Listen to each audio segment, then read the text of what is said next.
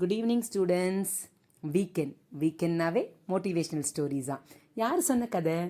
Wait பண்ணுங்கள், ஸ்டோரியோட எண்டில் தெரிஞ்சுக்கலாம். இது ஒரு ஸ்கூலில் நடக்கிற கதை. ஸ்கூலில் லன்ச் பிரேக், எல்லா பசங்களும் அவங்க அம்மா கொடுத்து அமிச்ச யம்மி ஃபுட்டை டேஸ்ட் பண்ணிகிட்டு இருக்காங்க. ஒரு பையன் வேகமாக ஓடி வந்து தெரியாமல் ஒரு பொண்ணோட டிஃபன் பாக்ஸை தட்டி கீழே விட்டுடுறான். அந்த பொண்ணு சுற்றி முற்றி பார்த்துட்டு அந்த சாப்பாடு எல்லாமே அந்த டப்பாவில் எடுத்து வச்சுட்டு அதை சாப்பிட ஆரம்பிச்சிடுறான். இதை பார்த்தவனே அவங்க கிளாஸ்மேட்ஸ் எல்லாமே ஐயோ இந்த பொண்ணு நான் கீழே விழுந்து சாப்பாடு எடுத்து சாப்பிட்றான்னு கிண்டல் பண்ணி சிரிக்கிறாங்க. அவள் அதை பற்றி பொருட்படுத்தாமல் ஃபுல் சாப்பாடையும் சாப்பிட்டு முடிச்சிட்டா. உடனே பசங்களாம் ஓடி போய் அவங்க கிளாஸ் மேமை கூப்பிட்டு வராங்க. மேம் வந்து கேட்குறாங்க, ஏன் கண்ணா சாப்பாடு தான் கீழே கொட்டிடுச்சுல்ல, மேம் கிட்ட சொல்லியிருந்தா உனக்கு நான் வேறு சாப்பாடு வாங்கி கொடுத்துருப்பேன்லன்னு சொல்லிட்டு. அப்போ அவள் சொல்கிறான், மேம் இந்த சாப்பாடு செய்கிறதுக்காக தான் எங்கள் அம்மா சீக்கிரமாக காலையில் எழுந்து எனக்காக அன்போடு இதை ப்ரிப்பேர் பண்ணி தராங்க. நான் எப்படி மேம் இதை வேஸ்ட் பண்ண முடியும்?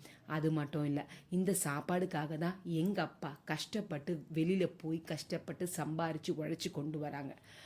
இன்னும் மேலே சொல்லணுன்னா, நமக்காக நம்ம யாருனே தெரியாத அந்த ஃபார்மர்ஸ் எல்லாம் இந்த அரிசியை உற்பத்தி பண்ணுறதுக்கு மழையிலும் வெயிலையும் கஷ்டப்படுறாங்க.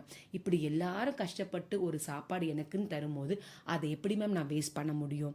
எங்கள் அம்மா அடிக்கடி சொல்லுவாங்க, ஒவ்வொரு அரிசியிலும் உன்னோட பேர் எழுதியிருக்கோம், அந்த அரிசி தான் உன்னை வந்து ரீச் ஆகணும். எனக்காக என்னை வந்து ரீச் பண்ண இந்த சாப்பாடை நான் எப்படி மேம் வேஸ்ட் பண்ண முடியும் அப்படின்னு சொல்கிறான். இதை கேட்டுன்னு மேம்க்கு ரொம்ப மெய் சிலிர்த்து போயிடுறாங்க. அந்த பொண்ணு ரொம்ப அப்ரிஷியேட் பண்ணுறாங்க.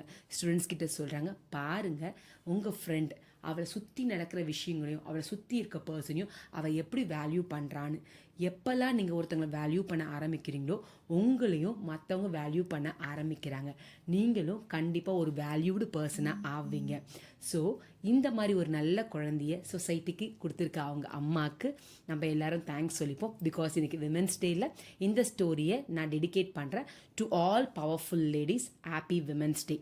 ஸோ என் பசங்க இந்த ஸ்டோரி இன்றைக்கி கேட்பாங்களான்னு தெரியல, பிகாஸ் நாளைக்கு 12th அக்கௌண்டன்சி எக்ஸாமினேஷன். ஸோ யாரெல்லாம் எந்த விமனெல்லாம் ஸ்டோரி பார்க்குறீங்களோ, ஸ்டோரியை கேட்குறீங்களோ அவங்க எல்லாம் என் பசங்களை ப்ளஸ் பண்ணுங்கள். நாளைக்கு கொஷின் பேப்பர் நல்லா ஈஸியாக இருக்கணும், எல்லா பசங்களும் நல்லா எழுதணும், நிறைய சென்டென்ஸ் வரணும், எல்லாரும் பாஸ் பண்ணணும், அவங்க ஃப்யூச்சர் நல்லா இருக்கணும்னு ப்ளஸ் பண்ணுங்கள். தேங்க்யூ. சேனலை சப்ஸ்கிரைப் பண்ணி வச்சுக்கோங்க, அப்போ தான் அப்டேஷன் நிறைய பேருக்கு போய் ரீச் ஆகும்.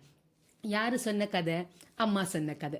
நான் எப்பயும் சொல்கிற மாதிரி தான், teacher are your next parent, second parent.